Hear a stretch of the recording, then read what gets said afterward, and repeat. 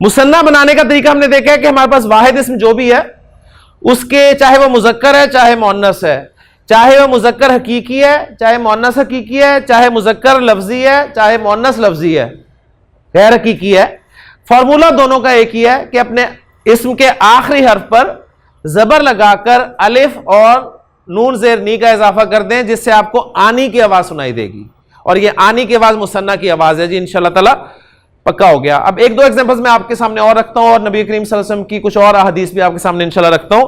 मसलन खुतबा, जरा मुझे बताइए कि लफ्ज़ मुज़क्कर है या मुअन्नस है? मुअन्नस। कौन सा जी, हकीकी के गैर हकीकी? गैर हकीकी। और गैर हकीकी में कौन सी किस्म है? अलामती मुअन्नस। माशाल्लाह।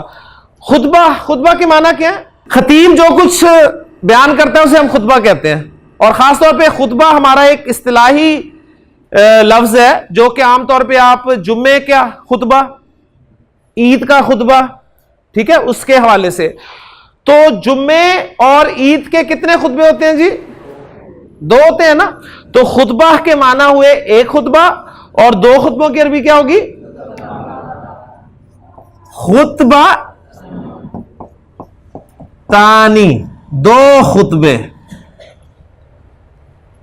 तो जिस तरह आज जुम्मे के रोज जुम्मे की नमाज में आप 2 खुतबे सुनते हैं, ईदैन में आप 2 खुतबे सुनते हैं, तो कानत लिन्नबी सल्लल्लाहु अलैहि वसल्लम खुतबतानी, नबी करीम सल्लल्लाहु अलैहि वसल्लम के भी 2 खुतबे हुआ करते थे। यजलिसु बैनहुमा, आप सल्लल्लाहु अलैहि वसल्लम उन दोनों खुतबों के दरमियान थोड़ी देर बैठा करते थे। आज भी आप देखते हैं कि इमाम साहब थोड़ी देर बैठते हैं। अब नबी करीम सल्लल्लाहु अलैहि वसल्लम क्या किया करते थे? यक़राउल कुरान, उन खुतबों में करते क्या थे? कुरान पढ़ा करते थे। व युज़क्किरुन नास, और लोगों को नसीहत फरमाया करते थे। आज भी सब कुछ होता है, 2 खुतबे होते हैं, इमाम साहब दोनों खुतबों के दरमियान थोड़ी देर के लिए बैठते हैं, लेकिन उन दोनों खुतबों में क्या होता है समझ ही नहीं आता। ऐसे ही है ना, जो कुछ खुतबों में होता है कुछ समझ आता है, कुछ नहीं। अब उन खुतबों का नेमुल बदल क्या किया गया?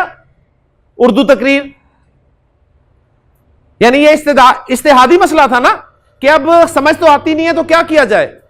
तो कुछ लोगों ने उन दोनों खुतबों से पहले एक उर्दू तकरीर को रख लिया, और कुछ लोगों ने उन्हीं खुतबों में उर्दू तकरीर को शामिल कर लिया, ताकि खुतबों का असल मकसद तो पूरा हो जाए। क्योंकि आप जरा थोड़ा सा गौर करें, जुम्मे की नमाज असल में क्या है? जोहर की नमाज की जगह पढ़ते हैं ना आप, और जोहर की नमाज के कितने फर्ज हैं? 4, और जुम्मे की नमाज के कितने फर्ज हैं? 2। नमाज आधी कर दी आपकी। अब वो जो 2 रकातें छोड़ी हैं उनका नेमुल बदल खुतबे के तौर पे दिया गया, 2 खुतबों के तौर पे। और बदकिस्मती हमारी देख लें कि खुतबों में जो कुछ बयान किया जाता है हमें समझ ही नहीं आती। उसके लिए जो तकरीर रखी गई पहले या खुतबों के साथ ही, उसमें बताएं क्या कुरान और लोगों को नसीहत होती है? इल्ला माशाअल्लाह। यानी असल मकसद क्या था? कुरान पढ़ा जाए खुतबों में और लोगों को नसीहत की जाए। आज सब कुछ होता है, लेकिन यही 2 चीजें खाली हैं। लेकिन इल्ला माशाअल्लाह मैंने कह दिया कि अभी भी कुछ हमारे खतीब ऐसे हैं, कुछ मसाजिद ऐसी हैं जहां पर जुम्मे के खुतबे में, यानी या तकरीर में या खुतबे में वाकई लोगों को कुरान पढ़कर सुनाया जाता है और लोगों को नसीहत की जाती है।